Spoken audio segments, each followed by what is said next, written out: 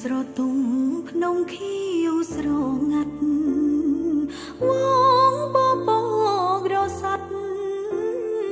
ហើកាត់ដីមេឃី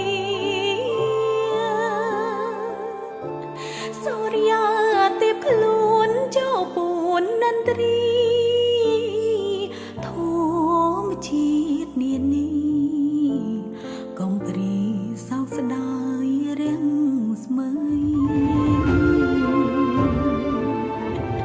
អង្គុយបីកូនលើក្បូនសង្ឃឹមត្រើយនាឆ្ងាយសន្លឹមទុនទាំងចាំស្អែកថ្មី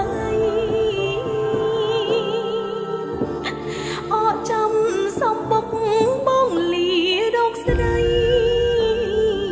ចូលស្មរភូមិមានជ័យកាពីទឹកដីខែមរាប្តីអើយប្តីខ្មាំងអប្រិយចិត្តអន់ដែលរថីឬស្យាតាមរករៀនតន្ត្រីឆ្លៀនពីនគ្មានខ្លាចរអាប្តីហានខ្លាំងមុងមកក្នុងស្មរភូមិចេញច្បាំង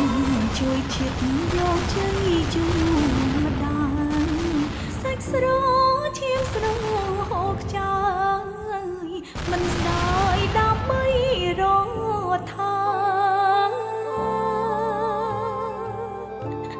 កាពីអធិបតេយ្យដែនដី